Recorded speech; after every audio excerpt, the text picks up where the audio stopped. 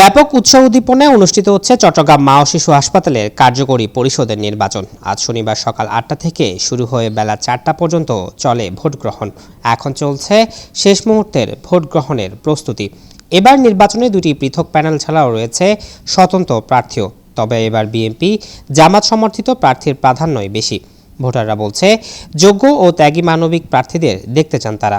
চট্টগ্রামের মানুষের জন্য চট্টগ্রাম মা ও শিশু হাসপাতাল একটি বৃহৎ মানবিক প্রতিষ্ঠান।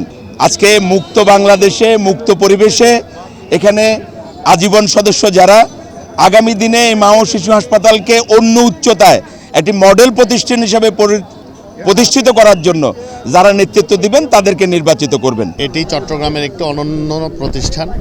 আমরা বিশ্বাস করি যারা এই প্রতিষ্ঠানের জন্য আগেও সফলভাবে কাজ করেছে এবং ভবিষ্যতেও যারা মনে করে ভোটাররা সফলভাবে কাজ করবে, সৎভাবে কাজ করবে এবং নীতিবানভাবে কাজ করবে, তারাই আমাদের ভোটে নির্বাচিত হবে ইনশাআল্লাহ। ভোটাররা যেভাবে আসতেছে আলহামদুলিল্লাহ, ভোটাররা চাচ্ছে পরিবর্তন হওয়ার জন্য।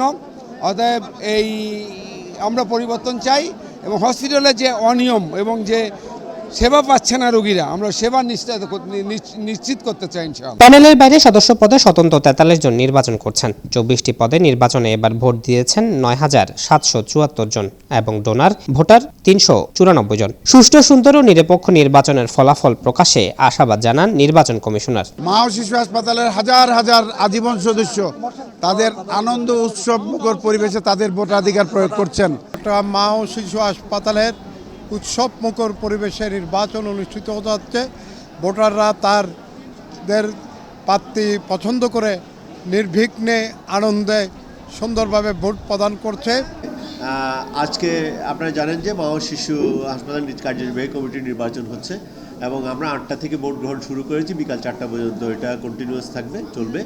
এখনও পর্যন্ত অবাধ, নিরপেক্ষ, সুষ্ঠুভাবে ভোট কার্যক্রম চলছে এবং সার্বিক নিরপেক্ষ ব্যবস্থা যেটি আছে এটি নিয়ে সকল ভোটার সন্তুষ্ট।